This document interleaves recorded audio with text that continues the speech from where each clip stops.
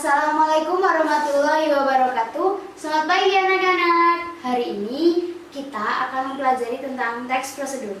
Di sini ada yang udah tahu belum teks prosedur itu apa? Nah, teks prosedur itu merupakan teks yang di dalamnya berisi tentang cara, tujuan untuk membuat dan melakukan sesuatu. Punya tujuan nggak sih? Ya punya dong, jelas. Teks prosedur ini bertujuan untuk agar si pendengar dan si pembaca bisa melakukan dan membuat sesuatu dengan baik dan benar dari teks prosedur itu sendiri. Nah, teks prosedur ini punya struktur nggak? Ya jelas punya lah, ya nggak? Pasti punya, karena setiap teks itu punya struktur. Untuk apa? Agar kita bisa menuliskannya dengan baik dan benar dan tidak asal-asalan, agar si pembaca pun juga enak membacanya. Teks prosedur ini memiliki tiga struktur, yaitu apa aja sih? Yang pertama ada tujuan. Di dalam tujuan ini berisi maksud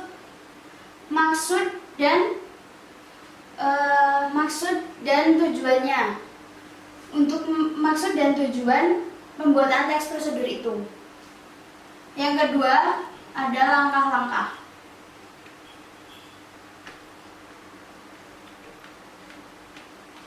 Nah, langkah-langkah ini berisi apa sih? Berisi alat dan bahan dan langkah-langkah itu sendiri. Nah, setiap kita mau membuat sesuatu pasti kita membutuhkan alat dan bahan. Nah, kita tulis nih di dalam langkah-langkah. Kita tulis secara urut dan rinci. Kemudian langkah-langkah itu juga harus secara urut dan rinci supaya si pembaca bisa mempraktekannya dengan baik dan benar, tidak ada kesalahan apapun. Yang ketiga, ada penegasan ulang.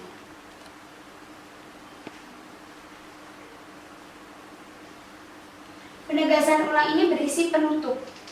Penutup ditandakannya bahwa teks prosedur ini sudah selesai. Nah, begitu ya strukturnya.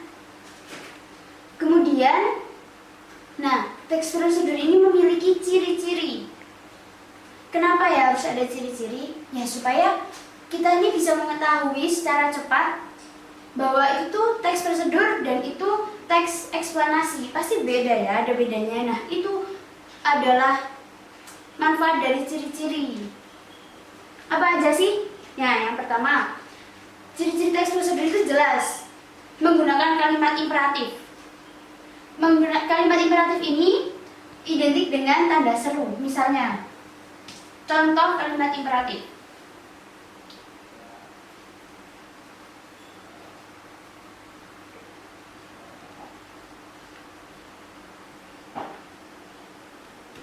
Seperti ini, jangan disentuh.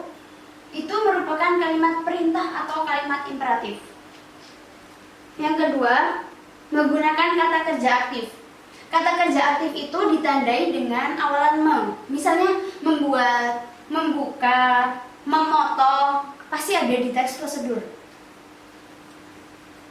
Kata hubung. Nah, kata hubung atau konjungsi ini di sini perlu.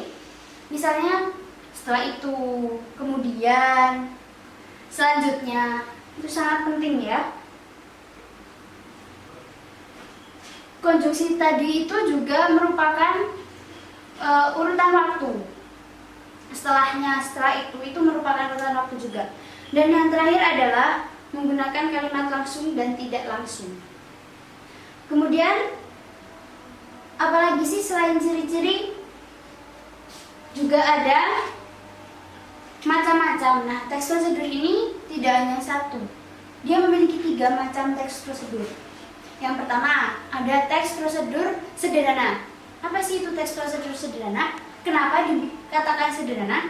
Karena di dalam teks itu hanya ada 2-4 langkah. Mudah, iya, sederhana, iya. Contohnya, seperti membuat teh, itu sangat sederhana dan mudah. Yang kedua, ada teks prosedur kompleks. Nah, teks prosedur kompleks ini apa sih bedanya dengan teks prosedur sederhana? Nah, ya jelas, bedanya itu ada di langkah-langkah. langkah-langkah teks prosedur kompleks lebih banyak daripada teks prosedur sederhana. Seperti cara membuat nasi goreng, cara merangkai kipas angin, seperti itu. Itu merupakan teks prosedur kompleks. Terus yang terakhir itu ada teks prosedur protokol. Kenapa disebut protokol? Karena teks prosedur ini tidak harus runtut. Bisa diubah-ubah. Misalnya langkah ketiga bisa di langkah keempat, langkah keempat bisa di langkah ketiga. Karena hasilnya akan tetap sama. Misalnya cara membuat mie instan. Seperti apa sih cara membuat mie instan itu? Nah, kan pasti ada urutannya. Pertama kita masukkan mie ke dalam air, direbus. Nah, itu kan harusnya seperti itu. Tapi kalau dibalik, misalnya bumbunya dahulu, itu pasti bisa. Bumbunya, kemudian mie-nya, itu pasti nanti hasilnya akan tetap sama. Nah, itu seperti itu teks prosedur protokol. Dimengerti ya? Kemudian ada kaidah kebahasaan. Kaidah kebahasaan ini juga penting. Karena tanpa kaidah kebahasaan, teks itu tidak akan jadi, tidak akan sempurna. Nah, kita harus tahu nih, apa aja sih kaidah kebahasaannya? Yang pertama, yang tadi sudah dibahas, ada kalimat imperatif. Itu kaidah kebahasaan teks prosedur yang harus ada. Kemudian, kalimat deklaratif. Kalimat deklaratif itu menyatakan sesuatu dengan rinci, dengan jelas. Kemudian ada kalimat interrogatif. Kenapa harus ada kalimat interrogatif? Karena ketika kita membuat teks prosedur, misalnya ada di tujuan ya, di tujuan dimaksud itu kan sepantasnya sajalah agar terlihat sempurna itu pasti harus ada kalimat interrogatifnya. Itu interrogatif itu apa? Interrogatif itu adalah kalimat tanya. Selanjutnya itu ada konjungsi temporal. Konjungsi temporal ini menghubungkan dua waktu, misal sebelumnya, sesudahnya, seperti itu. Terus kemudian ada verba material dan tingkah laku itu mengacu pada perlakuan manusia yang terlihat seperti membuat, menendang, melukis, memotong, seperti itu ya. Kemudian ada partisipan manusia. Partisipan manusia itu sama apa yang dilakukan. Jadi itu kegiatan yang dilakukan oleh manusia. Yang terakhir adalah bilangan penanda. Bilangan penanda itu seperti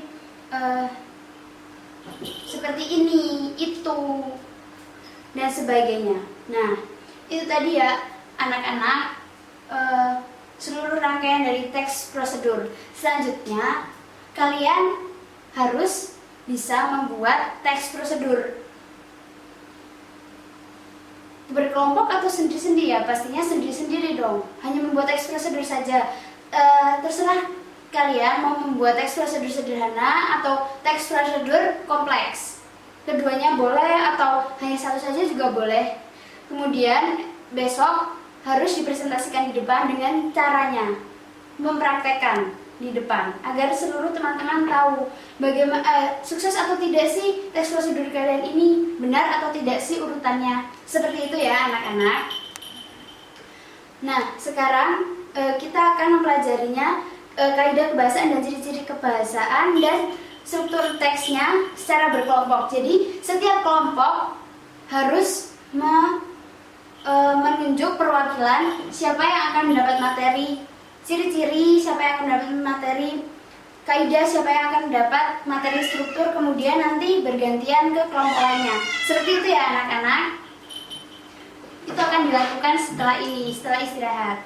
Baik, sekian dulu pelajaran hari ini. Disambung nanti. Wassalamualaikum warahmatullahi wabarakatuh.